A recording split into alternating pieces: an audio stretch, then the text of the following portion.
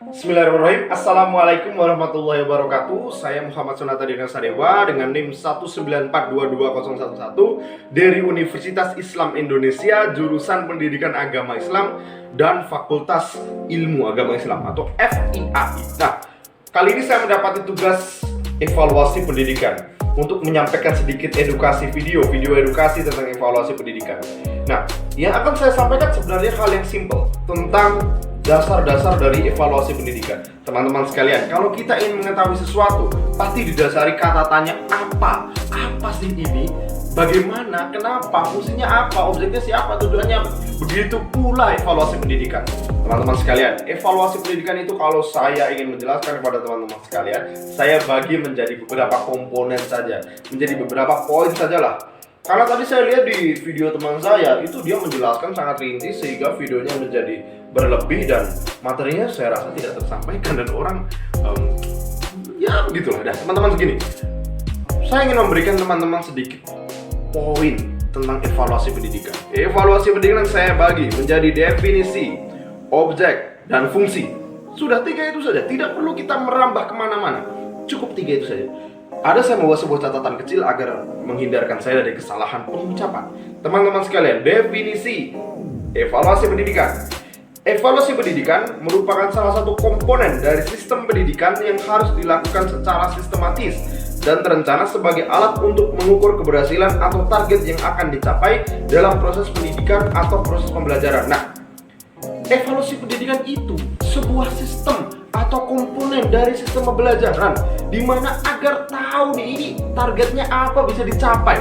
Karena evaluasi itu definisinya tadi untuk bisa mencapai target pembelajaran, untuk bisa mencapai keberhasilan, visi misi. Itu definisi saja. Itu belum fungsi, belum tujuan, tapi di definisi sudah dikatakan bahwasanya evaluasi pendidikan itu untuk memastikan targetnya tercapai. Nah, itu yang pertama.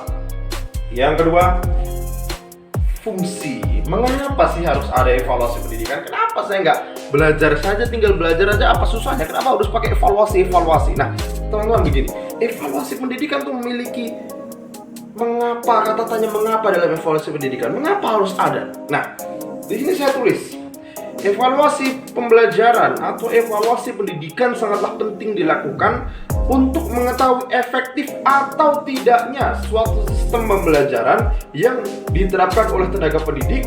Karena bila seorang pendidik tidak melakukan evaluasi, sama saja tenaga pendidik tidak ada perkembangan. Nah, tujuannya apa? Agar semuanya berkembang, agar tahu ini efektif atau tidak. Ketika sesuatu pembelajaran efektif dari pendidiknya memberikan pembelajaran yang baik dan benar, maka saya yakin dengan izin dari Allah, ini tuh siswa itu bisa paham. Nah, itulah mengapa harus ada evaluasi pendidikan, agar supaya kita tahu efektif atau tidak, ini tuh benar atau tidak. Karena jika tidak, tadi seperti yang dikatakan, tenaga pendidik akan repot, sama saja tidak ada perkembangan dong. Tidak ada yang kita benahi kan. Itu dari fungsi dan mengapa harus ada. Itu dari mengapa harus ada. Nah, yang ketiga, objeknya. Objeknya siapa sih evaluasi pendidikan ini? Yang pertama, latar belakangnya. Yang kedua, hasil belajarnya. Yang ketiga, proses pelaksanaannya. Yang keempat, kesulitannya. Yang kelima, hal yang berkaitan dengan itu. Yang pertama tadi apa? Latar belakang. Setiap pendidikan ada latar belakang, ada lingkungan. Ini itu harus dilakukan. Evaluasi ini bertujuan untuk apa? Agar lingkungannya itu menjadi baik, agar latar belakangnya yang dulunya jelek jadi baik lagi. Jadi evaluasi ini semacam pembenaran, mencari solusi dari masalah yang ada. Yang kedua, hasil belajar. Hasil belajar itu kalau jelek dan itu merata, berarti ada yang salah.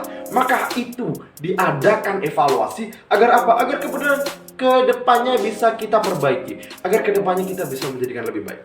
Lalu proses pelaksanaannya. Proses pelaksanaan jika salah kita evaluasi, jika benar kita kembangkan. Yang keempat, kesukaran yang terjadi. Kesulitan itu jika ada, maka kita evaluasi. Saya sudah katakan berkali-kali, evaluasi untuk menghindarkan kesulitan, untuk menghilangkan kesukaran. Yang kelima, hal yang berkaitan. Apa saja dengan tolak ukurnya? Evaluasi itu apa? Tolak ukurnya. Apa yang berkaitan dengan evaluasi itu kita perbaiki. Teman-teman, pada intinya seperti ini. Evaluasi pendidikan itu harus ada pada setiap pada setiap komponen pendidikan agar pendidikan menjadi lebih baik dan kesalahan-kesalahan di dalamnya bisa diminimalisir sedemikian rupa.